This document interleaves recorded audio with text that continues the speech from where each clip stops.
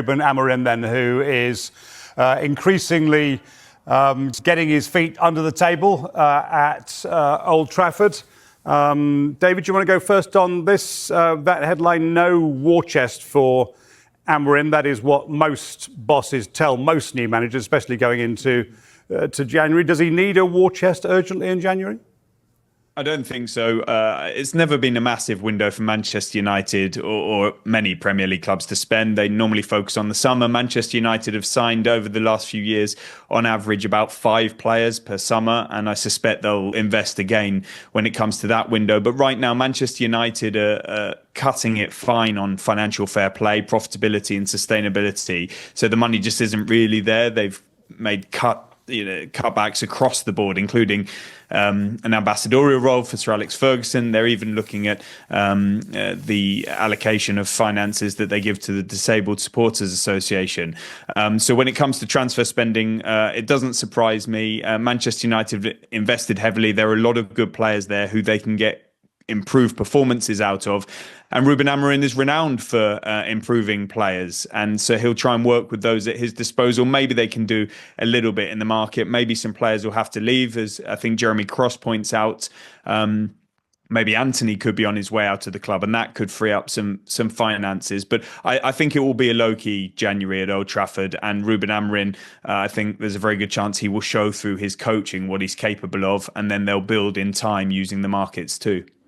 If you were a Manchester United fan, Jason, and I'm assuming you're not going to tell me you're a United fan as well as a Scot, would you be laughing all the way towards Christmas? Are you super optimistic in that position?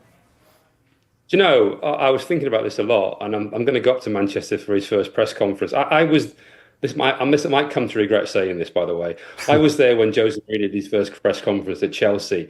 There is an air around Amorim of a modern Mourinho, not necessarily that edgy in the way that Mourinho was, but that air of confidence and ability around him that I think he can carry a club like Manchester United. And they've been looking for somebody fresh like this for a number of years. And obviously they had Jose for a while, but it was while he was on a downward curve.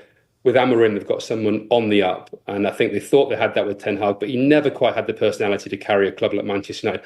I think Amorim is the real deal. I think he will make a very big difference at Manchester United, will be transformative. Whether he can get them to where they want to be this season, I think there could be a bit of consolidation, but I think they are definitely on the right track with this manager. I could regret that, but I feel this is the one. This is the best appointment they've made since obviously Sir Alex Ferguson left. Let me give you 20 seconds each. This is very unfair, I know. What's the first thing, the most important thing in his inbox, David?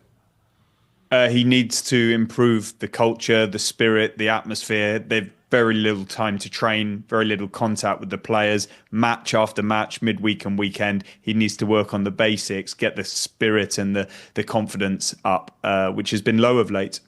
Jason? I think it's the combinations up front, actually, I'm fascinated by. If he sticks with that 3-4-3 formation, how he's going to make that work, where Bruno Fernandes fits in, where Marcus Rashford, Højlund, these players fit in. I think that's where I'm really fascinated by. And Rashford in particular really needs to be re-energised and needs a coach to get behind him and get the best out of him, because he should be absolutely at his peak at the moment. And unfortunately, he's quite not there.